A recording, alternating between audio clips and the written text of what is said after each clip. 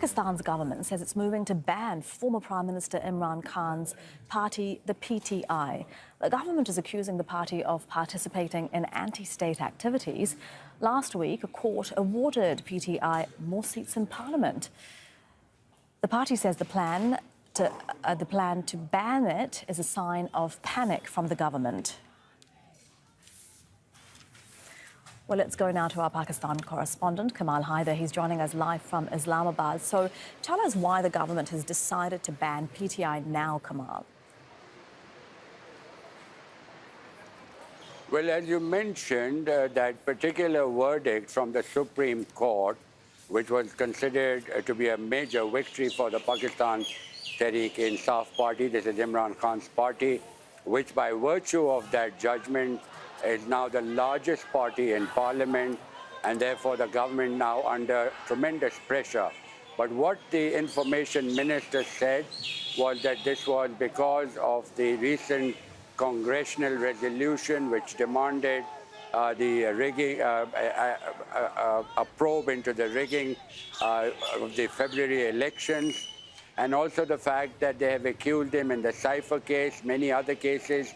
These are cases pertaining to the Official Secret Act, and he, of course, has already been given a clearance from there. So the government, it appears, as the PTI is saying, has acted hastily, because now what will happen is the government will have to call a meeting of the cabinet.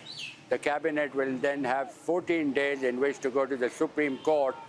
But because the Supreme Court has already stated that the Pakistan Tehreek-e-Insaf was a political party, is a political party, will remain one, it is going to be very difficult for the government to prove its case. But this, of course, will create a lot of political instability and does not augur well for Pakistan's fledgling democracy. Yeah, a lot of political instability because PTI is so immensely popular, isn't it, Kamal? What does it mean, not just for the party, but the many people who support it?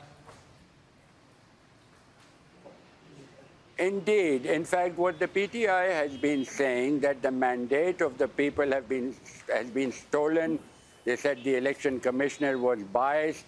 The court also said that the actions of the election commissioner were against the constitution to deny the Pakistan Tehreek-e-Insaf that particular symbol in the elections, and also the fact that it was to be considered a major political party, although they contested those elections as independents because the election commission had denied that. So now there are demands by the opposition. These are allied parties who will now be converging with the PTI to protest. But it should also be remembered that tomorrow, which is Tuesday and Wednesday, Pakistan will be commemorating the Ashura, the Muharram, and the country will, of course, be closed for 2 days.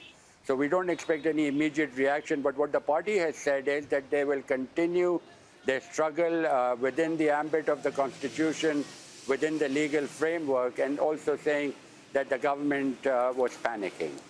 Kamal, thank you very much for that. That's Kamal Haider with the latest live in Islamabad.